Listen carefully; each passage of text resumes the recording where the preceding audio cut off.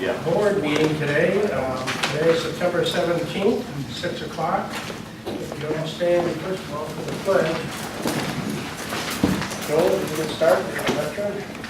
Pledge allegiance to the flag of the United States of America and to the republic for which it stands, one nation, under God, indivisible, with liberty and justice for all. Will you stay standing, please? Thank you, God, for this wonderful day. Help us, Lord, to guide with wisdom, honor, and integrity. In Jesus' name, amen.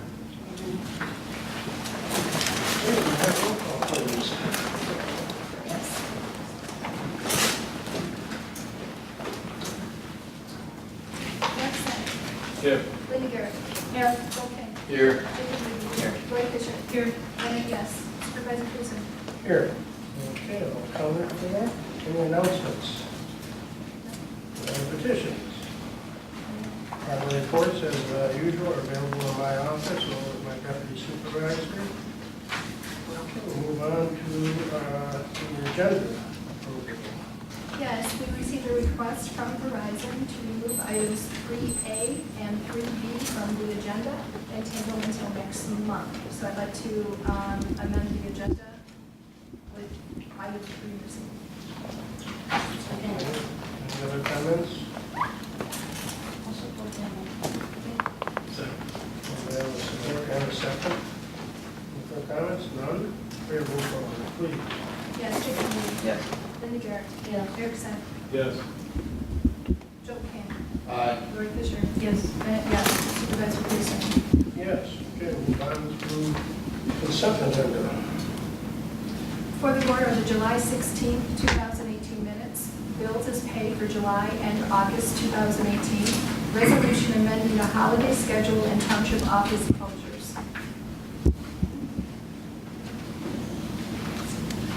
Okay, does anybody have any comments?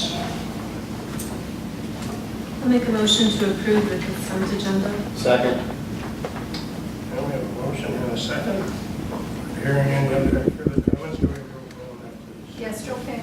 Aye. Jacob Ruby. Yes. Roy Fisher. Yes. Eric Sen. Yes. Linda Garrett. Aye. Bennett, yes. Supervisor Pearson. Yes. Okay, we'll move on to item number 2, is a public hearing and resolutions for the special assessment districts, the SADs, for 2A, which is Gravel Ridge and Deer Point. This is the public hearing resolution for the special assessment district, Gravel Ridge and Deer Point Roads. The Township Board received petitions signed by more than 50% of the record owners. Based on the tax roll, the local county constitutes more than 50% of the total frontage of the proposed SAD, requesting the amount of $200 per parcel for each of the next 5 years. Winter tax 2018 through winter tax 2022 for the purpose of road maintenance, and may include the improvements in grading, chloride fill, and snow removal, and a 5% collection fee for the township. Proper notice of the second and final hearing has been published and mailed by first-class mail to each property owner within the proposed SAD. This is where we listen to any concerns, if anybody has anything to say about the SAD for Gravel Ridge and Deer Point. Please come forward, and if you have anything you'd like to add, this is where we listen. Once again, if anybody'd like to speak on that, please come forward. I'm moving up that hearing at, we'll cover it at 6:01. And if I don't hear anybody else, then we'll close the hearing at 6:02. Okay. What I'm looking for is a resolution authorizing the SAD. Is anybody on the board have anything to say, or a motion? I motion that we authorize the Gravel Ridge SAD for Gravel Ridge Road and Deer Point area private roads for $200 a parcel for the next 5 years with a 5% collection fee. I'll support. Motion and support. Any further comments? If not hearing any, could we have roll call on that, please? Jacob Ruby. Yes. Linda Garrett. Aye. Eric Sen. Yes. Joel King. Aye. Roy Fisher. Yes. Bennett, yes. Supervisor Pearson. Yes, that resolution is so moved. Now we'll move on to 2B. This is the Glen Meadow, Glenwood Drive, Glenview, Glen Cove, and Glen Valley. SAD, the Township Board received petitions signed by more than 50% of the record owners based on the tax rolls of Oakland County constituting more than 50% of the total frontage of the proposed SAD, requested an amount of $175 per parcel for each of the next 5 years, winter tax 2018 through winter tax 2022 for the purpose of maintenance of the asphalt roads, including snow removal, crack filling, shoulder maintenance, and surface repair, and a 5% collection fee for the township. Proper notice of the second and final hearing has been published and mailed by first-class mail to each property owner within the proposed SAD. And at this time, I'd like to open up the hearing, and if there's anybody at A604, if any from the public would like to speak on concerns of this, please come forward. Yes? I'm Dennis, and I passed the petition for the maintenance, so I'm really interested if you guys have any questions. No, you've always done a great job. I'm not supposed to talk, this is where we're supposed to listen to you, so, Yeah, we try to keep. okay, thank you. Yep. If anybody else has anything to speak on behalf? Not hearing that, then I'd like to close the meeting at 6:05. I'm looking for a resolution authorizing the SAD. I'd like to move a resolution authorizing Glen Meadow SAD for Glen Meadow Lane, Glenwood Drive, Glenview, Glen Cove, Glen Valley as private roads in Addison Township. Second. Okay, we have a motion and a second. There's no further comment. Could we have a roll call, please? Linda Garrett. Yes. Erickson. Yes. Joe King. Aye. Jacob Newby. Yes. Roy Fisher. Yes. Bennett, yes. Supervisor Pearson. Yes, that resolution is so moved. Now we're on to 2C, which is a Donna May and Marcy Lane. The Township Board received petitions signed by more than 50% of the record owners based on the tax rolls of Oakland County, constituting more than 50% of the total frontage of the proposed SAD, requesting the amount of $300 per parcel for each of the next 5 years, winter tax 2018 through winter tax 2022 for the purpose of road maintenance and/or snow plowing, and may include the improvements of additional gravel and a 10% collection fee for the township. Proper notice of the second and final hearing has been published and mailed by the first-class mail to each property owner within the proposed SAD. Once again, this is where we listen to your concerns. I'd like to open up the public hearing, and we'll call it at 6:07. If anybody would like to come forward concerning the Donna May and Marcy Lane SAD, please come forward.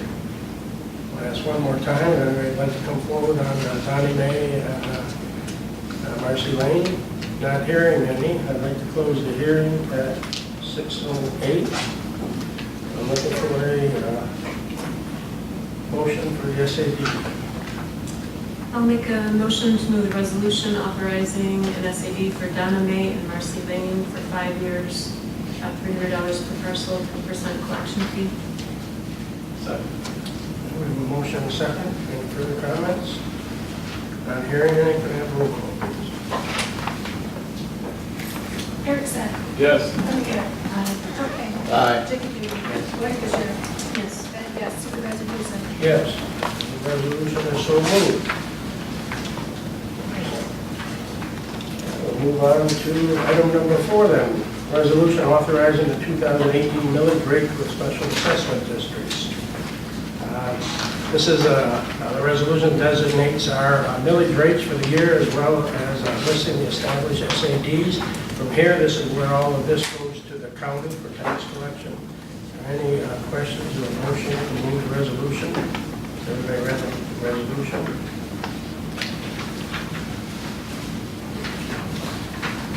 This just breaks down what our millage rates are and then also gives us a nice list of all the SADs. So I would like to move the resolution authorizing the 218 millage rates and special assessment districts. Second.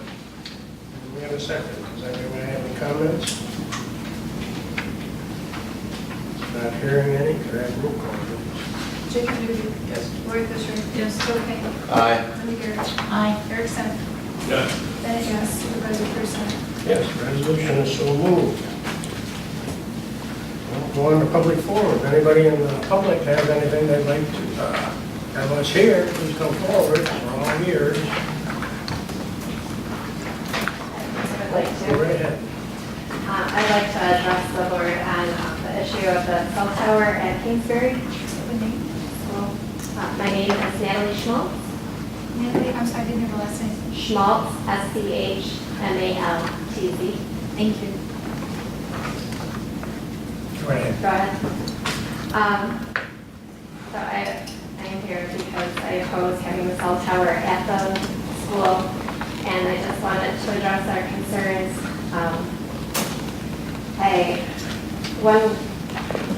One issue I have is I don't know how this board can make a decision on having a cell tower when you're going to financially benefit from it, not you personally, but the area. And I don't know how that's ethically done. And I'm wondering if it's possible that we have a third party who is unbiased to look at the data and see if this is the ethical decision to be made. Another concern I have is that our school motto this year, and it's always been our school philosophy, but this year our school motto is no child left inside. I'm very concerned about the safety of the cell tower in regards to the weather, ice collection, snow collection on the tower being 90 feet from the building, from the playground where our children are, and the ice, the snow, and with the wind being right there, hitting our children and endangering them. And it's right next to our school. I feel like having the tower there and endangering our kids, our school is going to be forced to change its whole philosophy, its whole motto, everything that we've ever stood for. How can our school continue to have our children outside constantly? Our education is based outdoors. Our kids, it's not a typical public school. We are outdoors constantly throughout the day. And so how are our kids going to be there safely? It's going to change the school. I gotta look at my notes.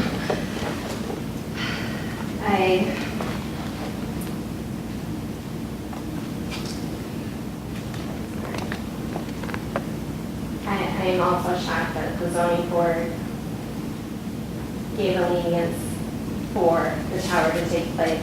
This is a 5-acre lot, and the rules, your rules say 20 acres, and I do not understand how they can ethically pass this variance. With the tower being next to the school, it could fall. I know it's engineered to collapse upon itself, but in weather conditions, it could fall. It could fall on our students, on our school. It's a 200-foot tower, 90 feet from our children. And I just hope you hear these concerns. Thank you very much. Anybody else have anything in public comment? But if I use the podium? Go ahead. Okay, thank you. Sorry, I'm not such a great public speaker, so I gotta come with the script, so thanks for letting me speak here. I have several comments, and then I'll provide some supporting documents to these facts. Addison Township has fallen behind the times in regard to determining where to allow cell phone tower placement. While Addison Township has been planning to approve the tower located adjacent to Kingsbury Country Day School, government bodies around the world have been joining the growing movement to distance towers from schools and firehouses. Governments are updating regulations to increase setback requirements for locations of cell towers in regards to schools, workplaces, and homes. Please search on setbacks 1,500 feet, and you'll find many examples on this. The Bragg antenna ranking of school reports calls for at least a 1,500-foot setback of any antenna from a school. Other school districts around the country, and even some nations, have also done so. The Los Angeles School Board banned towers on school grounds in May 2009, citing growing scientific evidence that the electromagnetic radiation they emit, even at low levels, is dangerous to human health. The DePaul County, Georgia denied applications for more than 75,000 residents voted in a referendum to keep cell towers off school grounds. Concord Carlisle Regional School Committee rejects cell towers. Numerous other examples provided, and we've got a whole stack of documents for you guys provided in this documentation, Over 45 examples of recent setbacks, halts, and moratoriums will be provided in the submitted documentation. Some school officials are fighting to remove towers from the campuses even after they initially sought their replacement. Taiwan removed 1,500 cell towers near to schools. Almeida Unified in California canceled existing cell tower contracts for cell antenna atop schools. Los Angeles supervisors halted plans of erecting cell phone towers near firehouses after firefighters union provided evidence of harmful effects of the tower measuring 1/1,000 to 2/1,000 of allowable FCC limits on non-ionizing radiation. In 2004, a SPEC brain pilot study was conducted on California firefighters who lived in the shadow of the tower for over 5 years.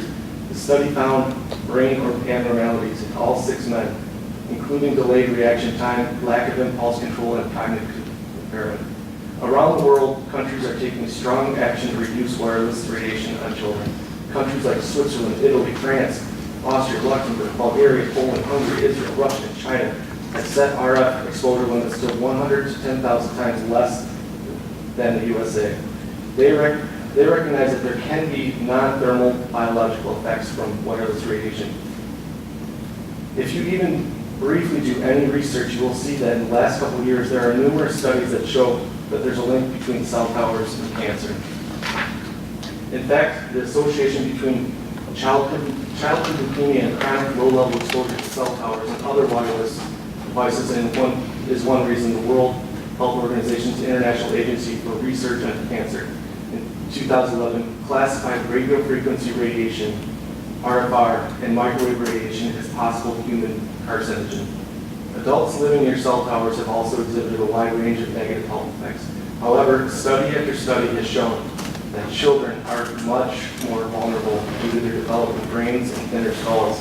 Last year, the American Academy of Pediatrics stated the difference in bone density and the amount of fluid in a child's brain compared to an adult's brain allowed children to absorb greater quantities of RFR energy deeper into the brains than adults.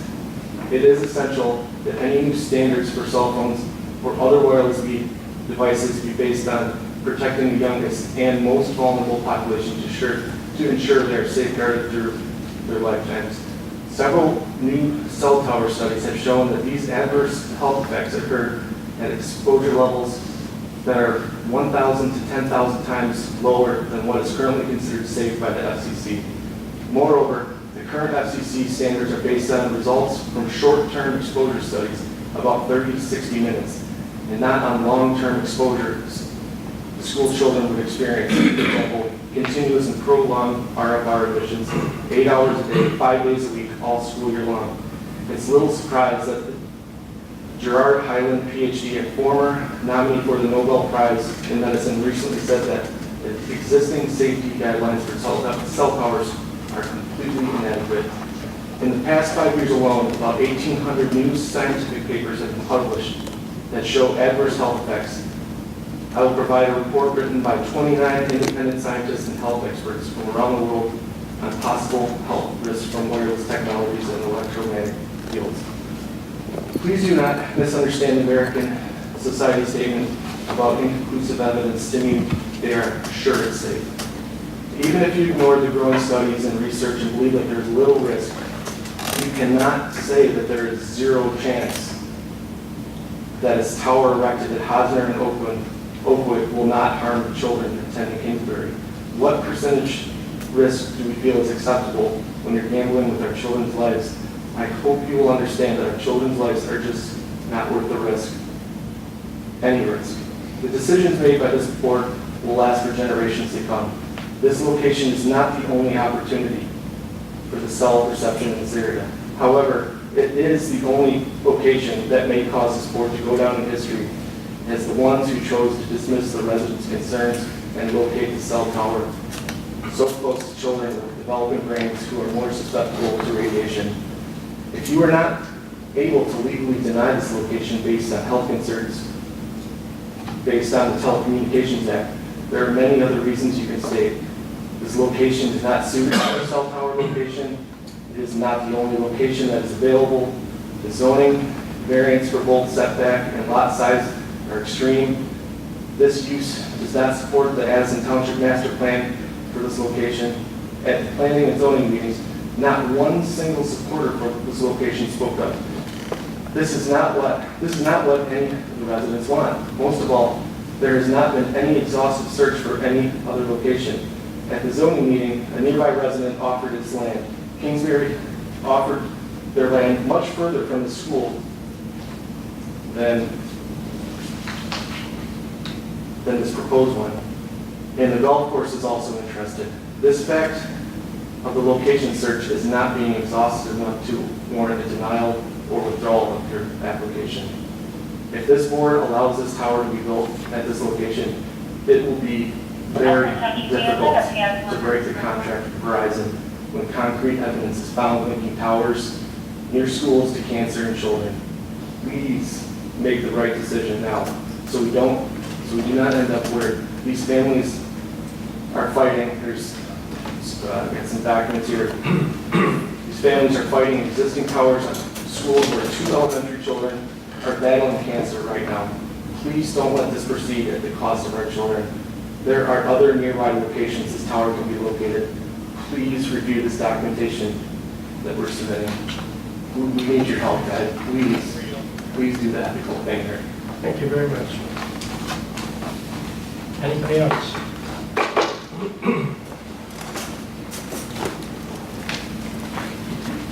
Excuse me. My name is Kara Lavoine, Lavoisne. I know, it's a fun name too. Right.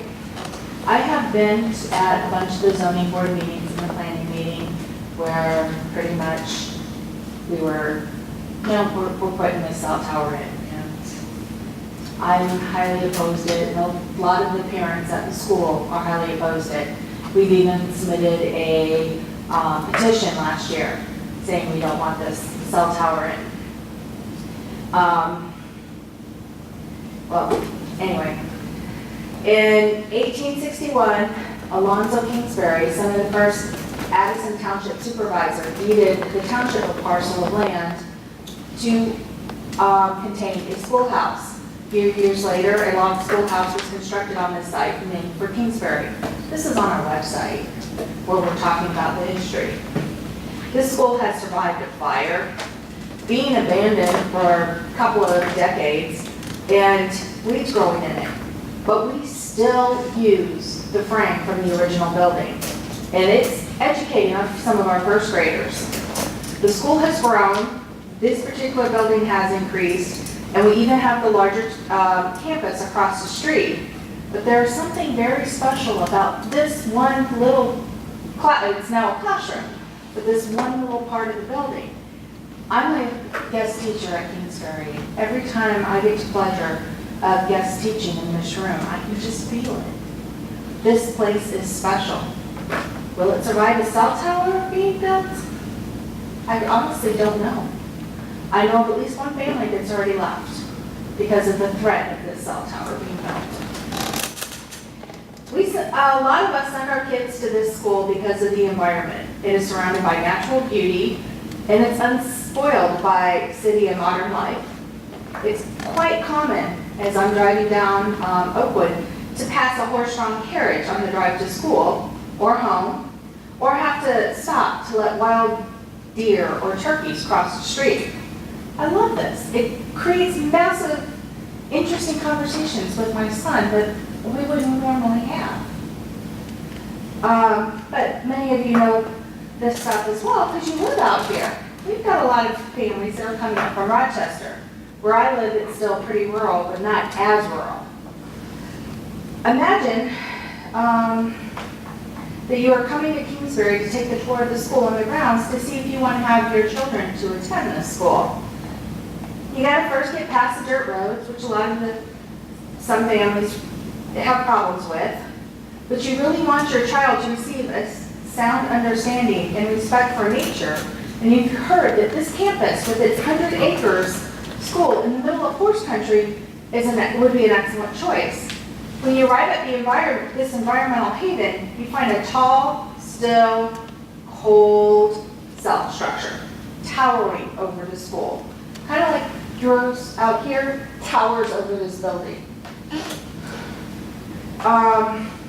You still walk in and take the tour, but then you find out that that thing is going to be over the kindergarten classrooms, where your child will be in class. Which, I ask you, would you still send your kid to this school? If your focus is environment, which is what our schools, one of our major focus at our school is, would you still send your child there? Please remember, we're not a traditional school. We can't just send our kids down the driveway or down the street to go catch a bus to get here. We have to drive our kids here. Or we have to drive them, most of us, to a bus stop to be picked up, to be brought here. So we have to make a sacrifice. But why would you make a sacrifice if you're for a natural school, if it's not so natural anymore?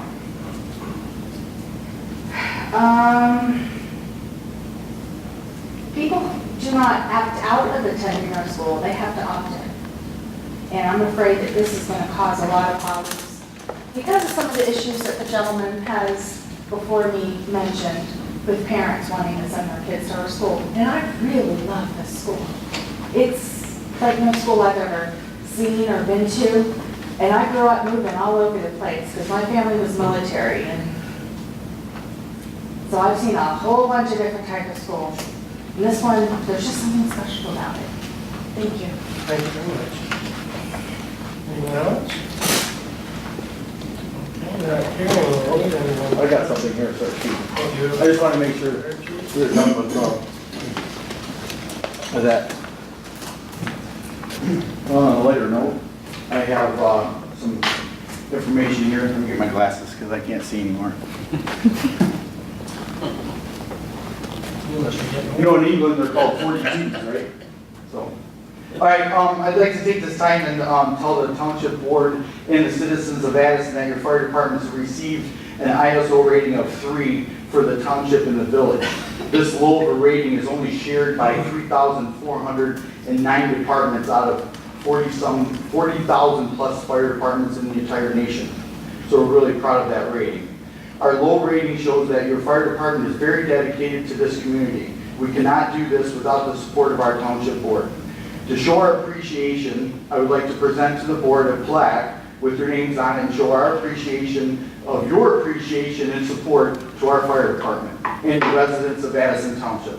So with that being said, I know it's not really big, but it does have your names on it, and we appreciate the support that this board has given us throughout the years in supporting our purchases, our SOGs, our policies, procedures, everything that it takes to go forward. Our money that we have in there for continued certifications that we have to have in order to keep that rating. That rating, again, is only shared by 3,400 departments in the whole nation. So I appreciate that, and thank you for your support, and the residents as well.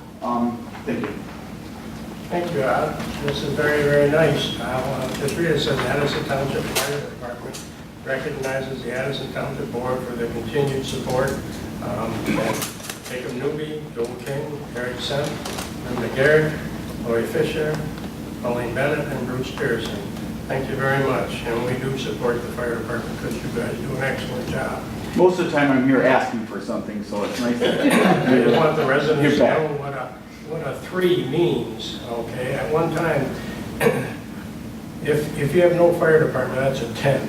If you have a fire department and no water, that's a 9. We, at one time, were close to a 9. We now are at a 3, which saves millions of dollars in fire insurance for everybody who lives in the township. So make sure that you contact your insurance companies and let them know that we are rated at a 3 now, which means we have plenty of water thanks to the fire department. And let me add by that, that is also the lowest rating in the state of Michigan for a non-hydrant area. We have not one hydrant in our township. So that water is all trucked in and orchestrated, so to speak, at a house fire. And I know it took many years to get that rating, so thank you very much. Correct. Anybody else on public forum? Nobody? Okay, Addison Township Board reports. Anybody on the board have a report? No meetings? Okay, no legal reports. Communications, any? Yes, we did receive 11 concerning the agenda item that was removed. So these are available for anyone to read, and I'll just carry these over to next month. Okay, we'll go on to the supervisor's report. I did receive some correspondence from a resident up on Oakwood that wanted the speed limit changed from the Oxford Township line to approximately Hosner or beyond. As you know, the state changed the criteria for this, and now it's not up to us, but it is up to the board, and the state police run this. I am going to a seminar here in the next month here that is going to deal with all the speed limits. It does cost a lot of money to do the surveys, and as you know, we only qualify for the speed limit being lowered from 55 to 45. That's all that we qualify for, because there aren't enough entrances and driveways within a mile. So I will come back to everybody and let them know about the criteria and if we can afford it and if it's even feasible that we would win it. So the next thing is the sheriff's office has requested that they get a speed gun, one of the handheld guns. They're checking into the price now. I think it's very reasonable. They believe that that might also help us up on those roads. If the vehicles are going way over the speed limit, they should be able to apprehend them quickly with that versus the whole car being out, the radar unit in the patrol car sits out on the highway. Whereas a speed gun, they can sit on the side of the road with a handheld device. So I will let everybody know what the bids come back on that. I did get a grant for the Phragmites, all on the shoulders of roads in Addison Township. We are paying half of that, and the road commission got a grant, and they're paying half of that. So they are going to start addressing the invasive species that you see, that the high Phragmites that are taking over the area. So they'll be starting at the end of this month. And just on the roadways, we're going to see how it works and see if it does work. It has worked in the other township. Orion Township has pretty much eradicated their Phragmites, and they've also passed an ordinance to go onto private property and eradicate them. So we'll see what happens, but I think it's a good thing that we'll move forward on that on the road right-of-ways. I do have some leads on a grant for a conveyor belt. As you know, we put in the sledding hill here. We're going to have a conveyor belt, we hope, that will bring the people halfway up the hill, and then they can walk the rest of the way up to the top. And I do have some leads on a grant for that now, and I'll be applying for that. And then I just got some drawings for a fireplace at the top of the hill here. It's like a fireplace that you would see at a ski resort, where it's got the big gas fireplace in the middle with all the seating around it. And I met with the designers, and they just gave me some drawings. So I'm hoping to go forward with that, hopefully before winter, so that the kids can be sledding on the hill here and then have a place to warm up and sit. And well, mostly the parents, I would believe, but sit up at the top of the hill here. So other than that, I don't have anything else. I will say that our next meeting is October 15th, is that correct? Yep. Other than that, I would entertain a motion to adjourn. Make that motion. Okay, we have a motion and a second. All those in favor say aye. Aye. We are adjourned. Thank you very much for all your comments.